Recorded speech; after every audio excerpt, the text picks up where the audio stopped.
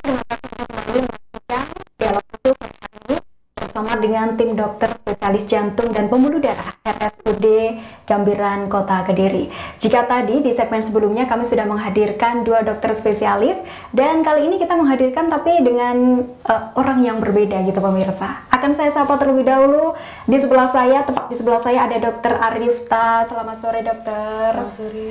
Oke, baik. Dan di sebelah kirinya Dokter Arifta juga sudah bersama dengan saya ada Dokter Mirza. Ya, selamat sore Mbak Dewi. Sore, luar biasa sekali. Pemirsa, kami pertanyaan dari Anda yang sudah masuk di sini sudah cukup banyak ya. Nanti kalau waktunya cukup akan kami jawab satu persatu, dan tentunya jawaban terbaik akan diberikan oleh dokter spesialis jantung yang sudah hadir di sini. Baik, jika tadi kita sudah sedikit ya mengenal tentang apa saja penyakit jantung yang disampaikan oleh narasumber sebelumnya, kali ini kami akan membahas, ini juga salah satu pertanyaan dari pemirsa terkait dengan gagal jantung. Ini yang akan dijawab langsung oleh dokter Arifta ya dokter ya. Oke, bagaimana dengan penyakit gagal jantung itu dokter? Iya, baik Mbak Devi, jadi penyakit gagal jantung itu seperti yang dikatakan dokter Hanafi tadi ya. Dokter Hanafi sudah mengatakan bahwa gagal jantung ini masih menjadi penyebab nomor satu ya untuk kematian di seluruh Indonesia ini. Jadi banyak yang menyebabkan gagal jantung ya. Yang pertama adalah penyakit jantung koroner. Penyakit jantung koroner, kemudian hipertensi, kemudian yang ketiga itu bisa penyakit aritmia, kemudian bisa penyakit jantung bawaan, dan penyakit katup jantung. Kemudian juga penyakit lain yang bisa menyebabkan gagal jantung antara lain juga diabetes mellitus. Jadi semua komorbid tadi seandainya tidak ditreatment dengan baik, tidak dideteksi secara dini, tidak ditreatment dengan baik, maka mereka akan jatuh ke dalam gagal jantung. Jadi gagal jantung itu merupakan stadium akhir dari penyakit jantung yang tidak dideteksi dan tidak ditreat dengan baik.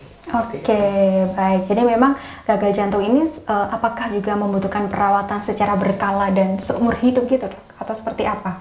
Iya betul. Jadi nanti itu orang-orang yang sudah terdiagnosa gagal jantung, nanti gagal jantung itu akan terbagi menjadi dua Mbak. Jadi gagal jantung yang akut, kondisi yang masih baru, atau gagal jantung yang sudah kronis. Nah, gagal jantung yang akut ini yang biasanya kita temukan dengan dokter-dokter ini kita temukan di UGD. Nah, sedangkan untuk yang gagal jantung kronis itu yang sudah tertreat masa akutnya sehingga dia sudah mulai stabil, tapi tetap harus ditreatment dengan baik itu di poli rawat jalan. Seperti itu. Nah, kalau yang di UGD itu nanti kondisinya bisa sesak nafas. Jadi pasiennya itu tiba-tiba keluarnya adalah sesak nafas yang tiba-tiba semakin memberat. Kemudian dia dipicu oleh stres, dipicu oleh exercise seperti itu. Dia dalam kondisi tidur nggak bisa. Dia harus kondisi duduk untuk mengurangi stresnya, mengurangi sesaknya. Kemudian dia untuk jalan jauh, aktivitas jalan jauh dia sudah keluarnya seperti menggeh-menggeh seperti itu. Dan sering terbangun malam hari itu karena sesak nafas. Nah itu kemudian dia akan sesaknya semakin memberat dalam beberapa jam dan akhirnya memerlukan untuk oksigen dan obat-obatan jantung di UGD seperti itu. Oke, berarti memang orang yang sudah terdiagnosa penyakit jantung itu memang tidak boleh kelelahan begitu ya dokter ya. Tapi meskipun aktivitasnya setiap hari sangat berat ataupun banyak, harus diimbangi dengan pola hidup yang sehat seperti yang sudah disampaikan di segmen sebelumnya.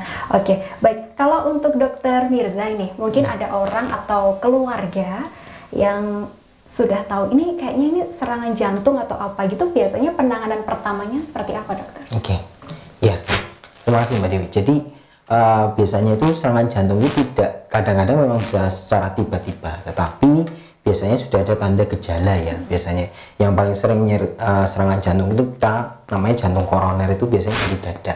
Biasanya kalau orang dengan nyeri dada itu sudah ada kadang-kadang dalam 1 minggu atau beberapa hari sebelumnya itu kadang nyeri dadanya. Biasanya nyerinya itu dipicu oleh apa? Biasanya aktivitas yang agak berat, kemudian berkurang dengan istirahat, kadang-kadang kok mungkin dadanya dingin. Nah, kemudian kalau yang sudah berat, biasanya ini itu tidak akan hilang ketika saat istirahat pun dia tidak akan hilang sampai keringat dingin seperti itu. Waktunya mungkin kalau untuk nyeri dada? Nah, untuk nyeri dada mungkin kalau sudah dikatakan serangan jantung itu bisa lebih dari 20 menit gitu ya. Tapi kalau mungkin dalam 5 menit hilang, 1 menit hilang, itu saja masih jadi yang sifatnya yang jantung koroner yang stabil. Tapi ketika serangan jantung sudah lebih dari 20 menit tidak hilang-hilang seperti itu.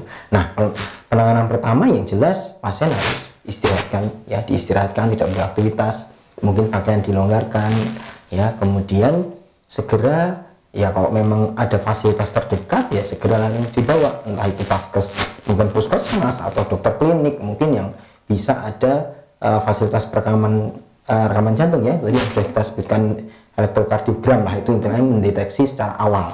Baru kemudian kalau memang terindikasi memang ada sumbatan atau jantung koroner, baru dirujuk ke vaskes yang lebih tinggi. Itu akan lebih baik, akan istilahnya semakin cepat itu semakin baik outcome atau istilahnya perjalanan ke depannya untuk mencegah kondisi gagal jantung kalau memang sudah terlambat seperti itu. Oke, baik pemirsa, kami akan menyambung lagi pembicaraan sore hari ini terkait dengan mitos atau fakta tentang kesehatan jantung. Tetaplah bersama kami.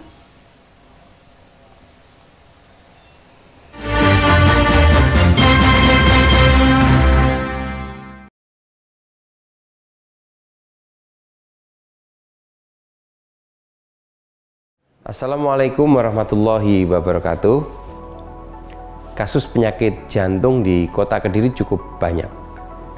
Angka kunjungan poli jantung di Rumah Sakit Gambiran lebih dari 1.500 pasien per bulan. Jumlah pasien rawat inap pun di ICCU sekitar 60-70 pasien per bulan. Melihat fakta di atas, perlu dukungan masyarakat untuk mencegah terjadinya penyakit jantung maupun mencegah kekambuhan penyakit jantung. Selain menerapkan gaya hidup sehat, pemeriksaan secara rutin bisa menjadi langkah menuju jantung sehat. Rumah Sakit Umum Daerah Gambiran memiliki 4 dokter spesialis jantung dan pembuluh darah, serta fasilitas pelayanan pemeriksaan penyakit jantung yang lengkap. Rumah Sakit Gambiran selalu siap memberikan pelayanan yang terbaik untuk kesehatan jantung masyarakat. Akan ada pula pemeriksaan jantung gratis dan senam jantung sehat di kegiatan Car Free Day tanggal 2 Oktober. Acara ini bekerja sama dengan Dokter Ahli Kardiologi Indonesia dan Yayasan Jantung Indonesia sebagai bagian dari World Heart Day 2022. Selalu jaga kesehatan jantung kita. Selamat Hari Jantung Sedunia 29 September 2022. Use heart for every heart. Wassalamualaikum warahmatullahi wabarakatuh.